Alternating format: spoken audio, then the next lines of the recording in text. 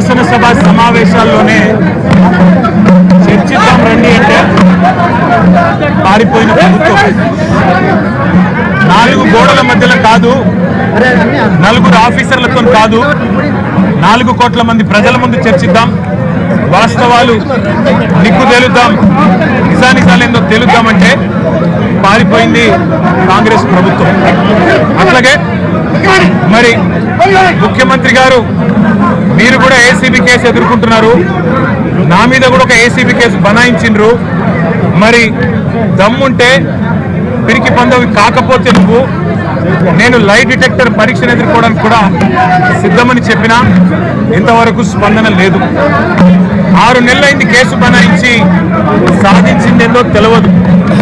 వాస్తవం ఏంటి అంటే వాళ్ళ ఫార్ములా ఈ అనే ఒక రేసును హైదరాబాద్కు తీసుకొచ్చి హైదరాబాద్ ప్రతిష్టను ఇనుమడింపజేసింది కేసీఆర్ గారి ప్రభుత్వం. అదే మీరు అందాల పోటీలతో మిస్ వరల్డ్ అని ప్రపంచం ముందు అబాస్పాలు చేసింది కూడా కాంగ్రెస్ ప్రభుత్వం. ఇది వాస్తవం. నేను అనేదల్లా ఒకటే, నిజం ఎప్పుడైనా మీద తేలుతుంది.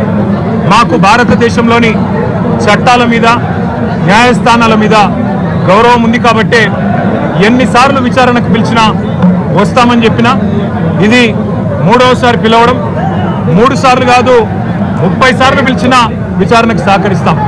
మా మీద కేసులు బనాయించి మమ్మల్ని ఇబ్బంది పెట్టి కమిషన్లు వేసి మమ్మల్ని ఏదో ఇబ్బంది పెట్టినంత మాత్రాన, వేధించినంత మాత్రాన ప్రజల తరపున ప్రశ్నించడం బంద్ చేస్తామనుకుంటే అది కాంగ్రెస్ ప్రభుత్వం యొక్క అవివేకం, అజ్ఞానం అవుతుంది తప్ప ఇంకోటి కానే కాదు. పెద్దలు కేసీఆర్ గారిని, పెద్దలు హరీష్ రావు గారిని కాళేశ్వరం కమిషన్ ముందు కూర్చోబెట్టి మీరు పైశాచికానందం పొందొచ్చు. ఇవాళ ఏసీబీ ముందుకి విచారణకు పిలిపించి కొంత మానసికంగా రాక్షసానందం పొందుతూ ఉండవచ్చు, అవసరమైతే అరెస్ట్ కూడా చేస్తారు కావచ్చు. కానీ ఒకటి పక్క, తెలంగాణ కోసం గతంలోనే జైలుకు పోయి వచ్చిన వాళ్ళం.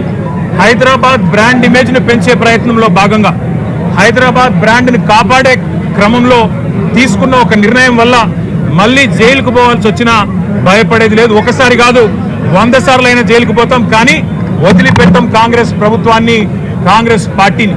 మీరిచ్చిన 420 హామీలు, మీరిచ్చిన దొంగ 6 గ్యారంటీలు, మీరిచ్చిన డిక్లరేషన్లు, ఇవాళ మీరు లోకల్ బాడీ ఎన్నికలకు సిద్ధమవుతా ఉన్నారని చెప్పి వార్తలు వస్తూ ఉన్నాయి. రేవంత్ రెడ్డి గారు నిన్ను మొత్తం రాష్ట్రంలోని బీసీ వర్గాల ప్రజలందరూ గమనిస్తున్నారు. 42% రిజర్వేషన్ ఇచ్చి 42% రిజర్వేషన్ ఇస్తాం అని కామారెడ్డి డిక్లరేషన్లో చెప్పి మోసం చేసి ఈరోజు స్థానిక సంస్థల ఎన్నికలకు మరి రిజర్వేషన్ ఇవ్వకుండానే పోతున్న వైనాన్ని కూడా బీసీలు గమనిస్తూ ఉన్నారు.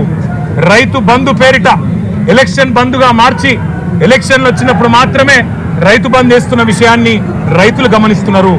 నెలకు 2500 ఎగ్గొట్టిన విషయాన్ని ఈ రాష్ట్రంలోని మహిళలు గమనిస్తూ ఉన్నారు. 2 లక్షల ఉద్యోగాలని చెప్పి నువ్వు చేసిన మోసాన్ని ఈరోజు రాష్ట్రంలోని యువత గమనించింది. కాబట్టే నీ దగ్గర చెప్పుకోవడానికి సమాధానం లేదు, చెప్పుకునేందుకు ఏమీ లేదు.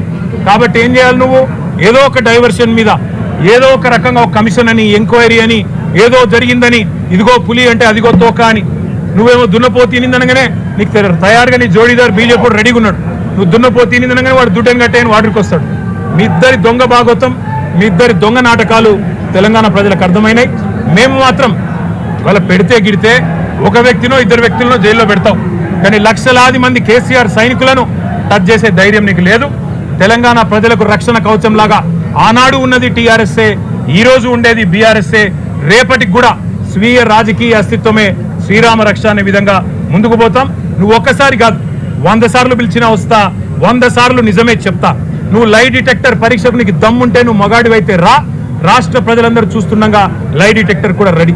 నువ్వు ఒక కేసు కాదు ఇంకో 1000 కేసులు పెట్టినా మేము ప్రశ్నించడం బంద్ చేయం, కొట్లాడడం బంద్ చేయం, తెలంగాణ ప్రజల తరపున నిలదీయడం బంద్ చేయం. నువ్వు వేధింపులతో కేసులతో ఏదో సాధిస్తాననుకుంటే నువ్వు సాధించేదేమీ లేదు. అన్నిటికీ తెగించే కొట్లాటకు ముందుకొచ్చినాం, తప్పకుండా అన్ని ఎదుర్కొంటామని చెప్పి మీ అందరికి తెలియజేస్తూ థ్యాంక్ యూ.